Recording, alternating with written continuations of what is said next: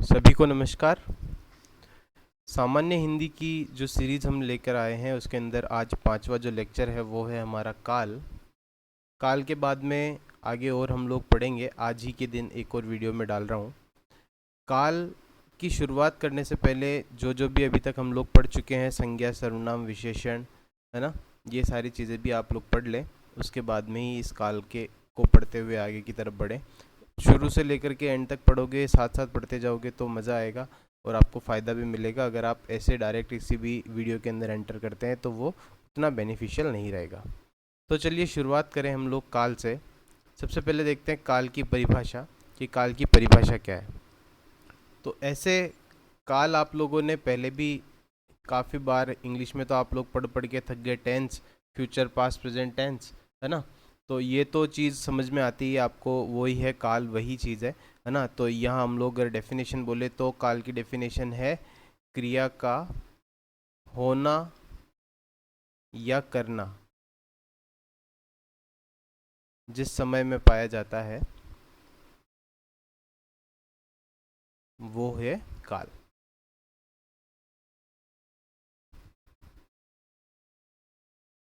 ये सिंपल इसकी डेफिनेशन, कि कोई भी क्रिया का होना या करना जिस समय में पाया जाता है उसे हम लोग काल कहेंगे। ठीक है। काल को मोटा मोटी रूप से आप लोग तीन भागों में डिवाइड करते हो। कौन कौन सा? वर्तमान काल, भूतकाल और भविष्यकाल।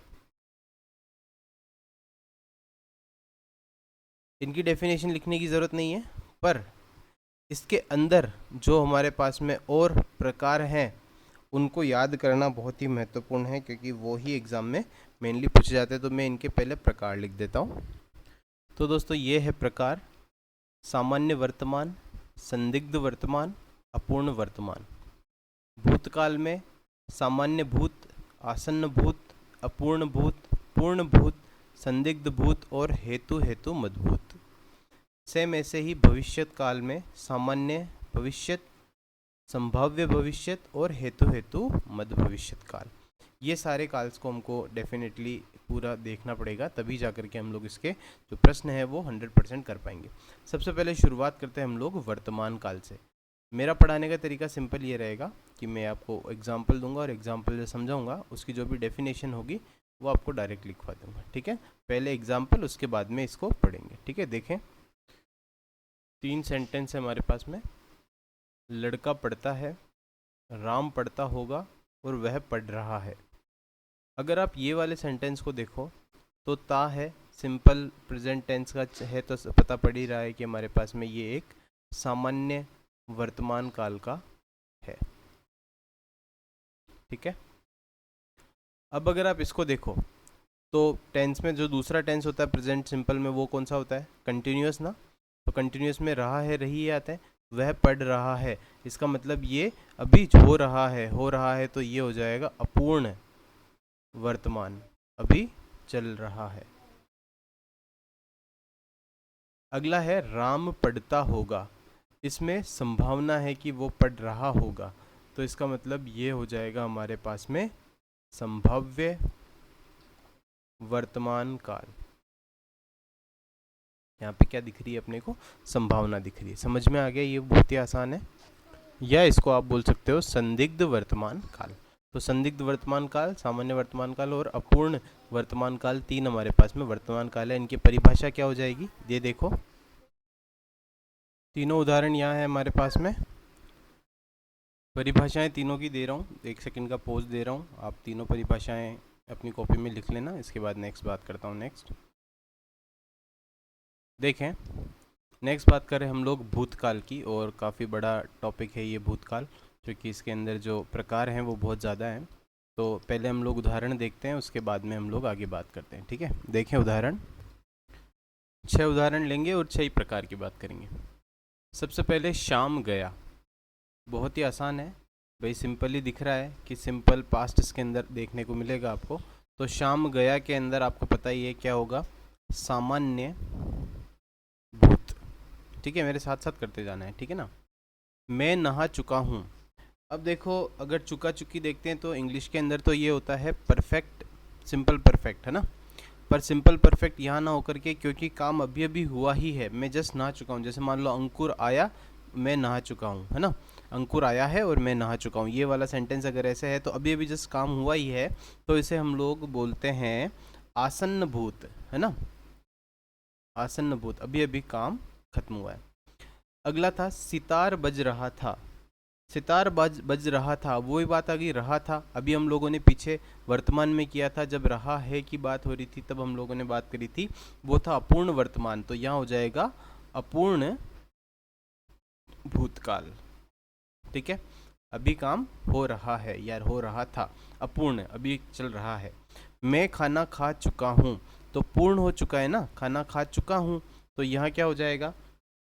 अब देखो, इसमें और इसमें फ़र्क है दोस्तों, है ना।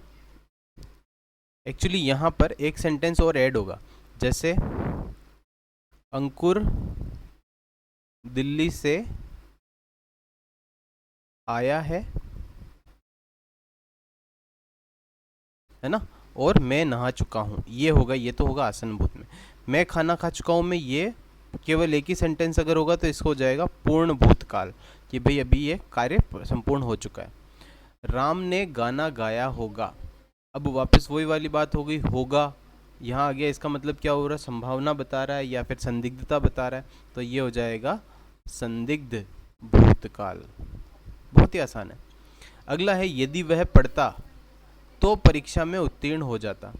तो यदि वह पढ़ता तो मतलब क्या हुआ, यहाँ पर कोई ना कोई हेतु है, कोई ना कोई कारण है ना, कि वो पढ़ता तो पास होता ना। तो इस तरह के जो सेंटेंस होंगे जिसके अंदर कोई कारण होता है कार्य के पीछे कि वो नहीं हो पाया, तो हो जाएगा हेतु हेतु मद्भूत।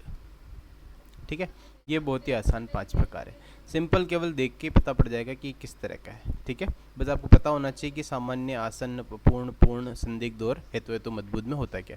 अब इसकी परिभाषा की बात कर लेते हैं। परिभाषा लिख देता हूँ मैं, 6 परिभाषाएं ये सामान्य भूत की। बीते समय का निश्चित ज्ञान न होना।